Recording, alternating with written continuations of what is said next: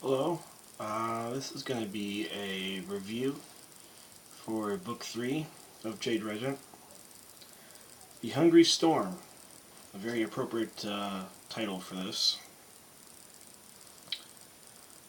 The outline of this adventure path: you were successful at Ravenscrag, you've retrieved the artifact, and I would use that artifact as a great conversational piece.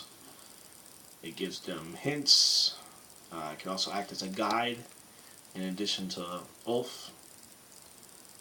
It can be this nonsensical, sort of rambling, sort of irritated personality, cranky from its long dormant state. If you go with the persona that this is or the first emperor of the Minkai, you already get the feeling that it's gonna be have this always irritating, persistent, just way that it speaks. Doesn't care for he would probably refer to us as young boys or fools. Just disrespect them and such, but always protecting the Amaterasu scions. There would never be a wavering moment or doubt of its intention to protect, to safeguard. So it just depends on how you want to roleplay that particular spirit. It's quite interesting, especially for a fighter type who takes that on. As I mentioned in the very first video for Jade Regent Book 1, this is the opportunity to use that free weapon proficiency feat to gain it. Using the katana. So hopefully they save that. Where you introduce some sort of tome or book from the vault that imparts the knowledge to use this, or maybe the artifact, Susha, trains that person in the use of it while also irritatingly schooling this young fool in the ways of honor and combat.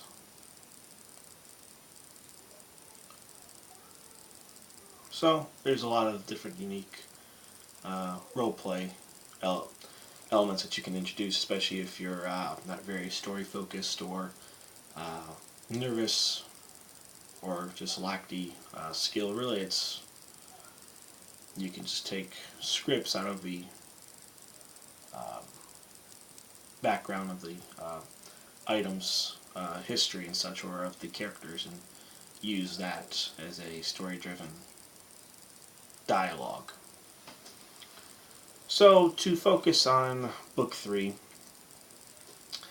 this is going to be quite an undertaking, a big task for the GM.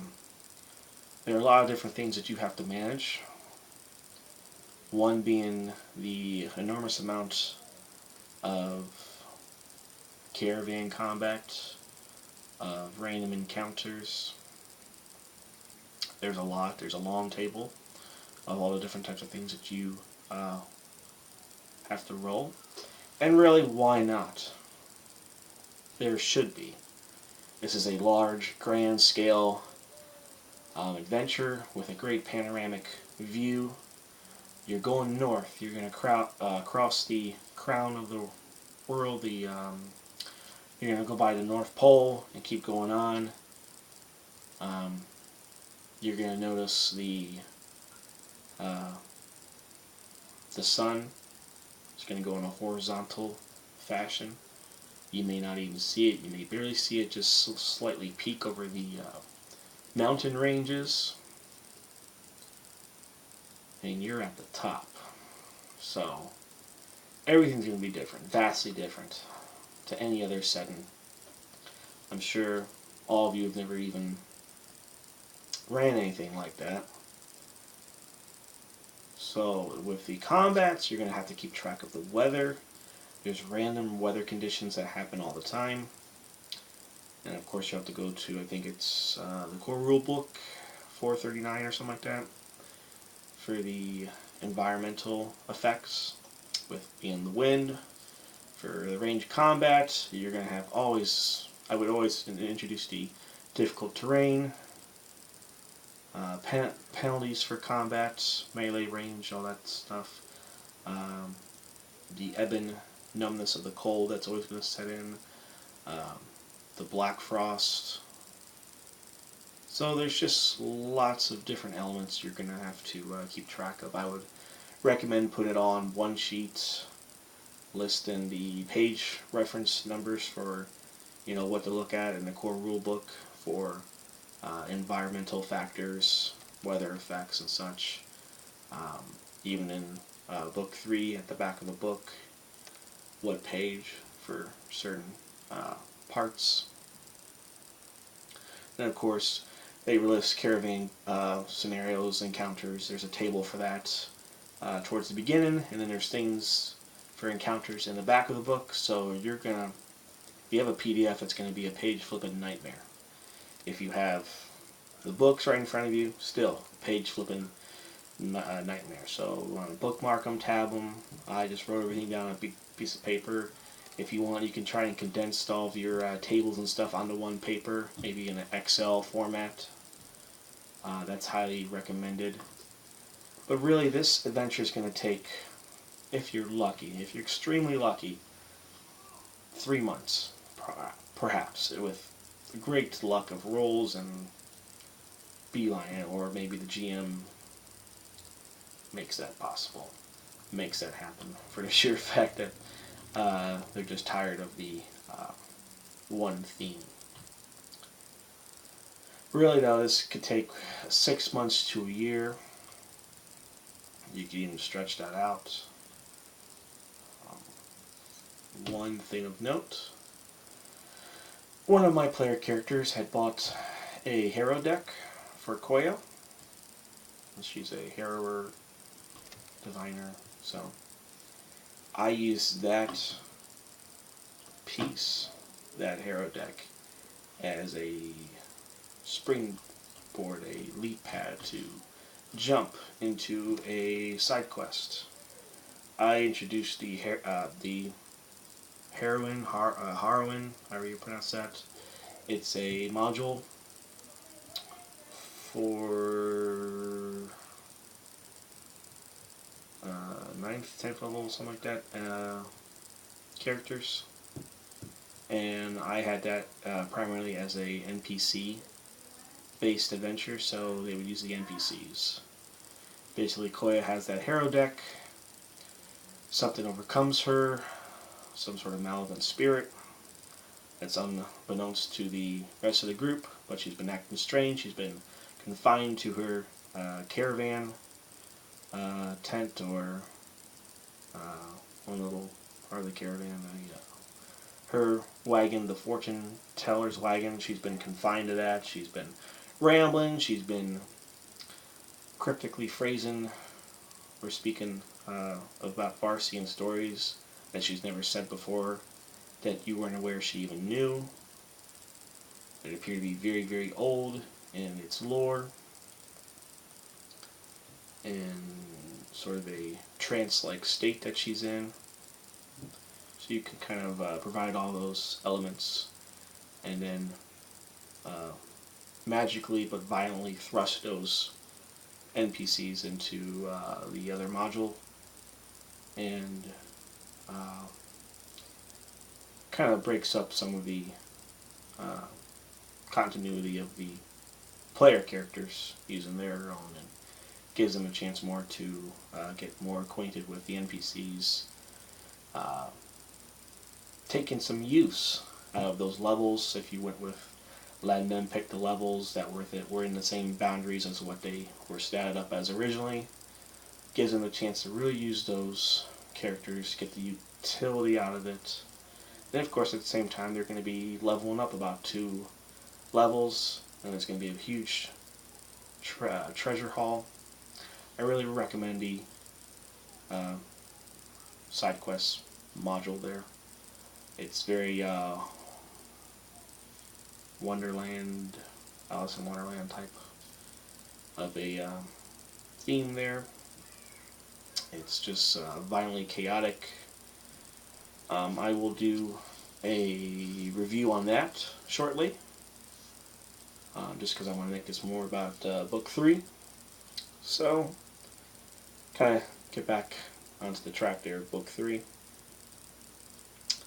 You got all these different things that you have to keep track of. And a great resource that you can use, it's fairly new, People of the North. It's a player companion book from Pathfinder. It's more of a supplement for Reign of Winter, but you can easily use it for Jade Regent Book 3. It goes into talking about the equipment of the North, that you can use some of those things for that that traveling, things that they can come across. Perhaps you can use some of the spells that are featured in here, put them in the scroll format as things that they recovered from encounters. They have some things like unwritten laws of fighting in the North. There's some feats. But really they talk about a lot of different things like the Mammoth Lords, Varisian. I don't think your people are going to be going that far. I don't think they're going to venture too far that way. But they provide some Arctic gear and some things to survive in the North. Book 3 also provides a couple tables for that. But it gives you some things for like rookie mistakes and how to travel in the North. Some traits, although you already would have picked those from the very beginning unless you wish to introduce bonus traits or something like that. I've never done it, but it just sprang to me just now. Fair, might as well just mention that. I also talked about the different types of the people in the North, like the Jadwiga, if I'm saying that right. I'm taking that to be a Russian person, or a Russian ethnic theme there, the Jadwigas. There's the Uritaki, which I refer to as the Eskimos. They have a sort of a nomadic lifestyle, the way they live and such. Has the same sort of features, lifestyle, culture, heritage and stuff, just screams Eskimo to me. And then you got the Ulfins, which are the Vikings. And what's nice is they actually feature the Snowcaster Elves. There's a possibility that your party may see some of those. So they give a little bit of stuff on that. There's even some things that some of these people would say, just like the mannerisms in which they speak, sort of quotes, or maybe things that they would say to themselves, as like to ward off omens, or to maybe grant some sort of passage with the spirits that protect the land or something. There's some sayings that they have featured in here. They have a section on Kellids. So there's a lot of different things here, which is a pretty nice resource for a player companion book. But I also post how long each section should take, how many miles and such. If you don't want to calculate the miles for how long it takes, I have a thing that I found on the Paizo boards. I'll just post that. It tells you how long things take from point A to point B, from C to D to all that. And there's different types of paths and trails that you can take. There's a huge map that kind of encompasses everything for the crown of the world. And you're going to be hitting different Arctic regions, different hemispheres, if you will.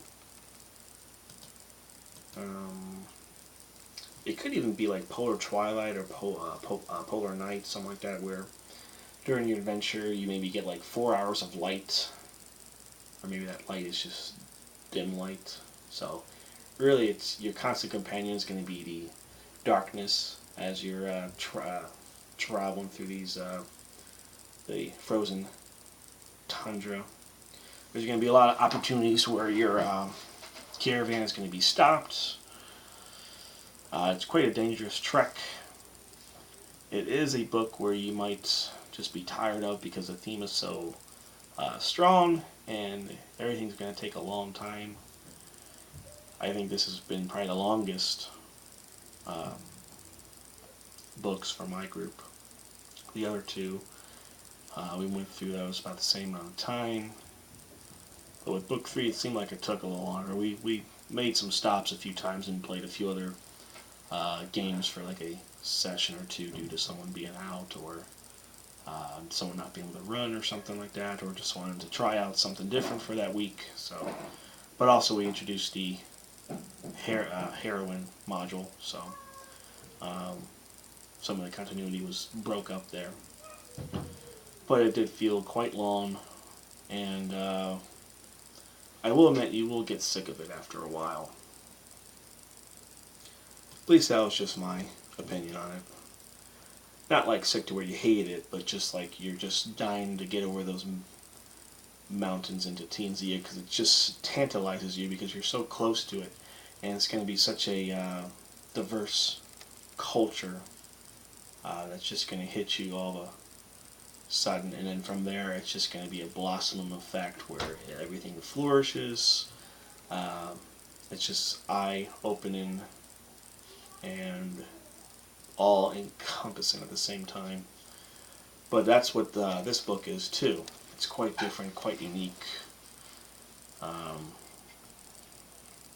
Polar regions, the boreal expanse, the outer rim, the high ice. There's different unique geographical features with those. The Arctic temperatures vary and drop steadily as you get closer. So you have like a polar day, a midnight sun, polar twilight, polar night. And what's nice is in this table to even give you seasonal lighting patterns. Depends on what month you're traveling.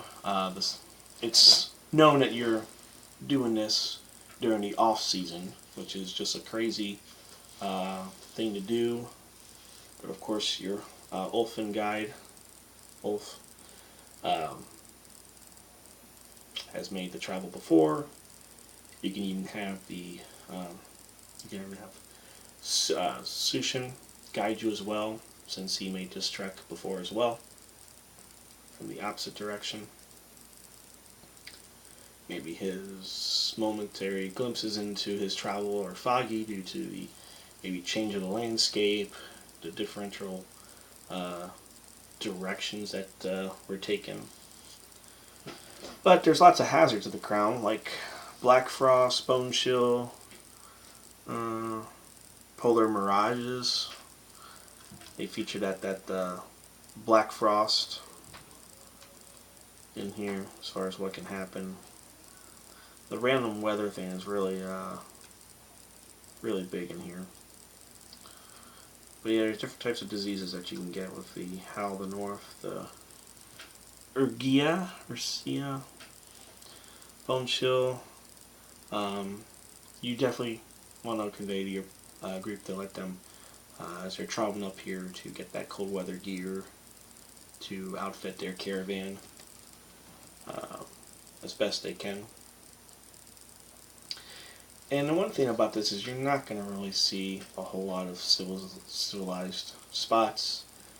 It's just going to be this great expanse that it's some points are just going to be featureless, derelict and feeling as if they're the only ones out there. Your sound probably won't carry. The winds drown or drone out any of that. The crunching of the snow. It's just this drumming sort of herald of your travel. So really you can play this part of, so you can make this more depressed as time goes on, more alone, more isolated, because it is the off season. You'll come across many cabins and fishing spots, ice fishing spots where everyone's packed up and left. There's also some other reasons why things are the way they are, due to the name of the title, The Hungry Storm, the Moroscos, if I'm saying that right. Get back to the beginning of this book here. We'll kind of go through it. So you should begin this at 7th level, and by the time you're done, be around 9th level. And you're traveling around the world. Caravan encounters. There is a lot of them on page 9. There are some very unique ones. You can introduce landslides, blizzards. If you want, you can feature the android race in here, since you're going to be passing a spot which has been rumored to believe to be aliens, some sort of strange monolith that is alien in nature, and not alien as from the other planes, but of a planetary feel. You can introduce some of that. Blizzards, black slush.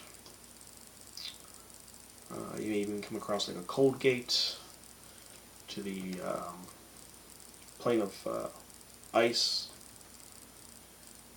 You come across some hidden crevices, crevasse, creep and rot due to the cold setting in.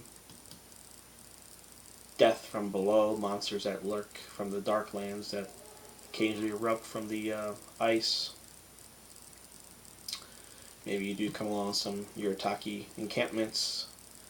You could choose to do this completely random, all these different set encounters. That's what I did. Based on my roles, they felt even more alone and more exposed and isolated due to the roles that I did, or you can plan these out and choose which ones you want to do. The caravanning fighting takes much more of a predominant presence here, so you can use the, as I suggested, the NPCs for this, or maybe a combination of both. Maybe it can be like a Final Fantasy game or something, where you choose which characters are going to be selected for which battles, and you can interchange those if you want. There's lots of malevolent spirits, lots of ghosts and such.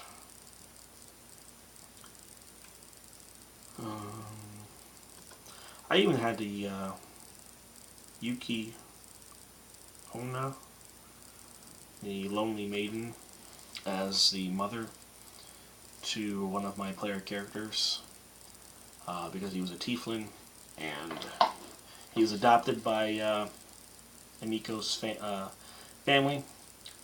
So as part of that, I made that his heritage. His mother was one of the ones who tried to cross over with the Matsus, and she unfortunately perished here, died, and rose up as the Lonely Maiden. So if you want, you can introduce that. If you have someone who was adopted by Amieko, you can throw that in there. The welling of emotions would rise up, perhaps, from this. I had the Lonely Maiden help the group somewhat, but was sort of a frigid, sort of whimsical with her dealings towards the group, very standoffish. Maybe she's the one that helps them against the big bad boss. If she makes her presence, as the group's going towards the Wall of Heaven mountains.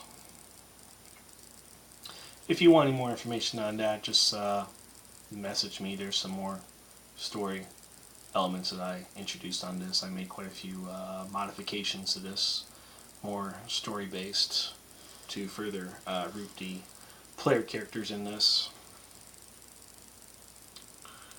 There can be traveling merchants, snowcaster elves, wagon damage due to the rough terrain.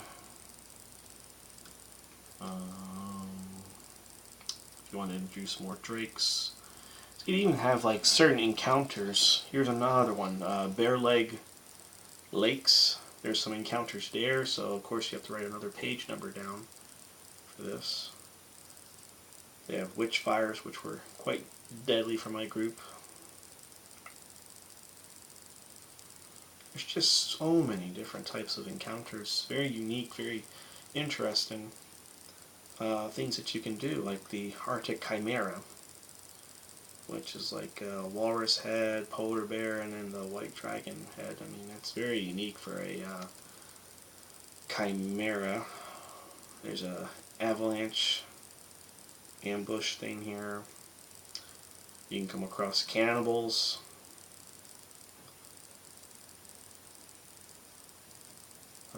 There's even some parts where you go through like this lake country area, so you can kind of spice some of the bland sort of a scene if you feel it's like that. But they will eventually reach Iloquat, Uritaki village, and you're going to be limited by there's going to be points where you want to sell some stuff. That's going to limit you just due to the that you don't really find any sprawling metropolis or city or town, so your gold piece limit to sell stuff off is going to be very low, so you're going to be carrying a lot of stuff for a long time.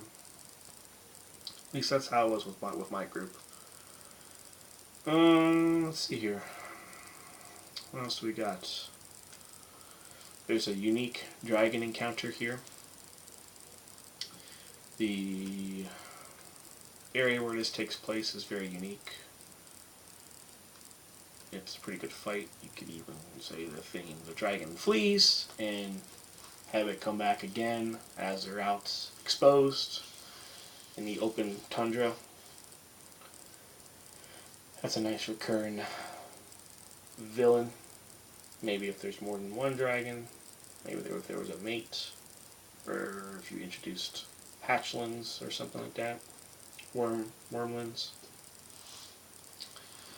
The one thing you want to make sure you do, which was a great hindrance to my group, and you probably want to do this as well because it's intoxicatingly enjoyable for the GM.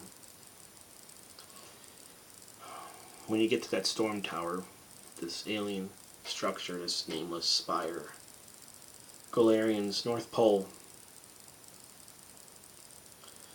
introduce a lot of the different religion types here. It's quite nice. Adds a good spoonful of flavor there, if you will. When they get to the entrance of the storm tower, particularly pay a lot of attention on that, especially the effect that goes off. I don't want to say any spoilers too much here, just for any of your players and whatever the players viewing this and plays in your game or whatever. This is really for GMs, but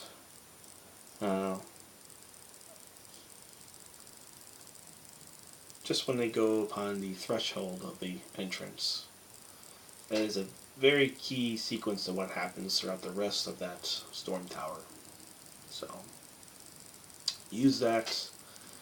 It'll be a very fond memory for your group, one that they will bring up by horde fascination and delight. It's quite a nice thing that happens there. There's some unique encounters that you'll find in the Storm Tower as well. Things that seem to be too monstrous and too huge, but nonetheless are there. There's this unique elevator that is alien in nature in its mechanical structure and how it works, with a sort of force barrier that rises up to the top as a elevator. So that's kind of my reason if you want to introduce android or maybe the husk of some sort of mechanical construct. Maybe features some sort of sky metal that hit, and part of it is open. Base sky metal being a spaceship, if you want to throw that in there.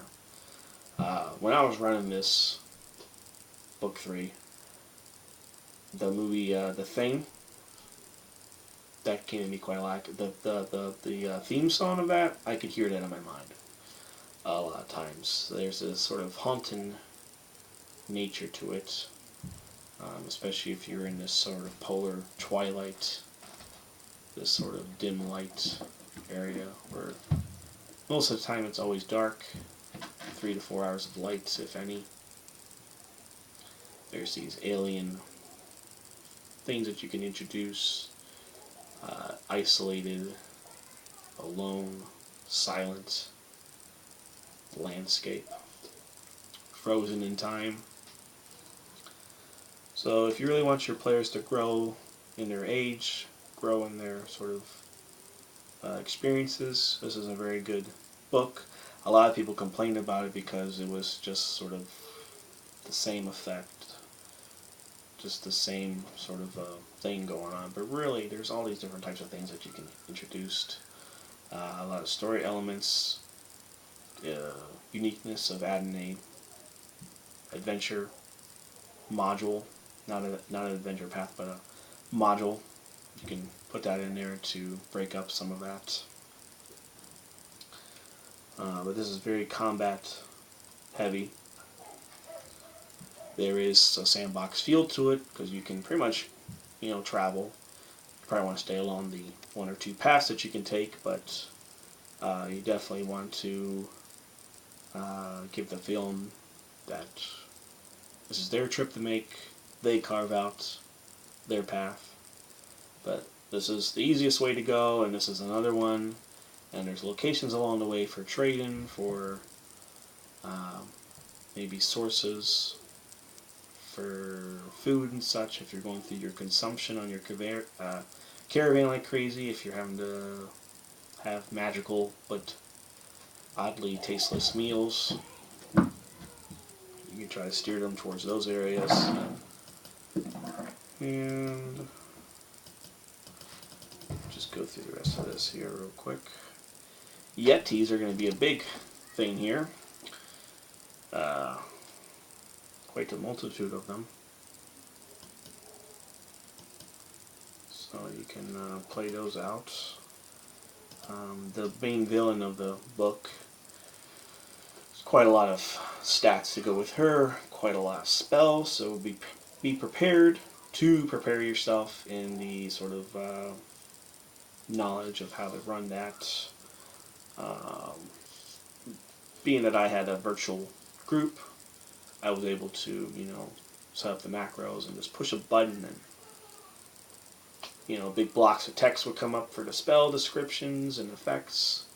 So it took many hours to put those in and create that. If you're running this as a local tabletop group, good luck to you, because there's a lot of things you have to keep track of. But it is a rewarding challenge for those that are up to the task, especially when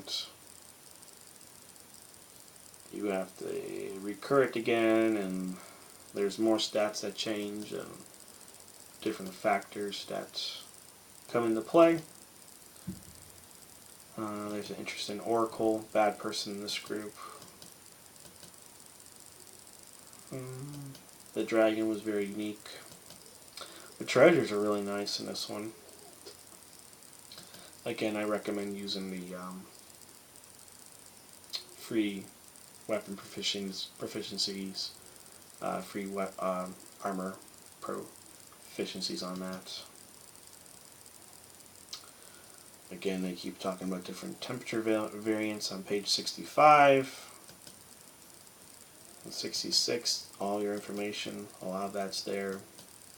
You can provide a little gazetteer, so if you don't have those other books, you can still use book 3 to kind of get all the lore, all the pertinent information that you need to run this.